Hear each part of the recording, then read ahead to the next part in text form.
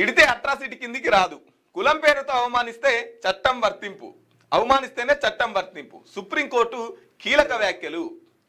SC ST atrocity case కులం పేరు పెట్టి తిడితేనే తప్ప నార్మల్గా తిడితే రాదని చెప్పేసి సుప్రీంకోర్టు మాట్లాడుతున్నది. ఇప్పుడు ఈ కోర్టుకి ఏం కావాలంటే రుజువులు కావాలి, ఎవిడెన్స్ కావాలి.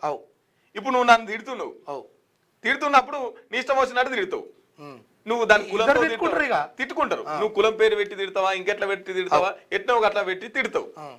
తిట్టింది నా దగ్గర తిట్టినవా అని చెప్పేసి ఆధారాలు ఉంటాయి. తిట్టినవా అని చెప్పేసి కేసు పెడతాం గానీ ఇప్పుడు దాంట్లో కులం ఉందా లేదా అంటే ఆ కులం పేరు పెట్టి తిట్టినాను ఒప్పుకుంటాడా? తిట్టినోడు ఒప్పుకుంటాడా? తిట్టేటప్పుడు ఇప్పుడు సపోజ్ రికార్డు చేసి పెట్టుకుంటా. నేను ఏమంటున్నా, ఇప్పుడు ఘర్షణ అనేది మొదలు కాగానే ఎంబడే వీడు నన్ను తిడతాడేమో అని వీడియో రికార్డు చేస్తాడా, ఫోన్ రికార్డు చేస్తాడా? ఎట్లా ఏ పరిణామం, ఏ ప్రామాణికం అంటే ఆడ ఆ కులానికి సంబంధించిన వాళ్ళు కాకుండా ఇతర కులాల వాళ్ళు ఈయనకు చెప్తారు కదా, సాక్ష్యం చెప్పే రకంగా ఉండాలి. దాన్ని ఒక పెద్ద అధికారితోటి ఇదంతా విచారణ చేపట్టి ఆ తర్వాత తీసుకుంటామని. పరస్పర తిట్లున్నాయి, పరస్పర ఎదుగుడున్నది, పరస్పర అన్నీ ఉన్నాయి. కానీ ఇక తిడితేనే అట్రాసిటీ అట.